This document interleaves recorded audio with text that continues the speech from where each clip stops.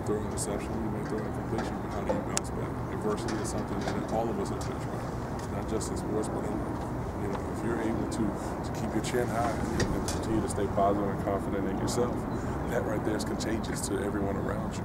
And for a quarterback being a leader of the team, guys begin to see that. If they see, hey, you know what, we'll be all right.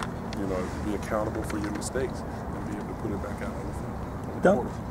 Quarterback, how scary would Clowney be to be facing? Well, I've had guys like Clowney that I faced. I mean, I've had the Javon Curses, the Bruce Smiths. You know, I've had the Jared Allens. You know, all the sack leaders, so to speak, the Michael Strahans. I've put Michael Strahan in the Hall of Fame myself. But you know, that's the fun thing about it, because it's the challenge of being able to stop guys like that. If it's with your offensive tackle, or maybe even checked by a running back or tight end, to try to hold them, to give yourself time to run your offense. You mentioned all those players. Do you see him in that mold? You know, I'm not big on the comparison deal. I hate when, you know, people compare, you know, athletes or even individuals in general, because it takes away from your talents, it takes away from your strengths. And, you know, for those guys that you're getting compared to, their weaknesses all of a sudden become your weakness. So he's a rare breed. You know, everything that you guys have seen here down in South Carolina, everyone that the nation has seen since he's been in high school, it's been wild.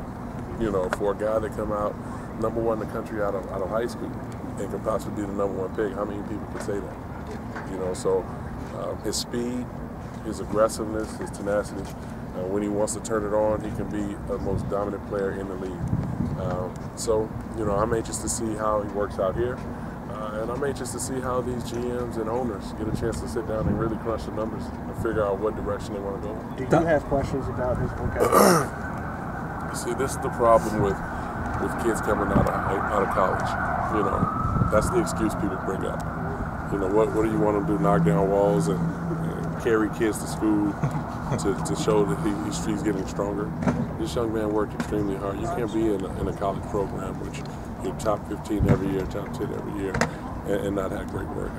I don't care who you are. You could be the most talented kid athletically. When you step out on that field, there's going to be somebody out there who may not be as talented as you athletically, but mentally they may be stronger, and you dominate them. You know, that says a lot about him. And also in the NFL, you begin to carry yourself and be around guys who have been in the league and understand that this is the way you have to go, and you begin to follow behind them. So that work ethic deal just, I mean, it's garbage to me. It's just a smoke screen.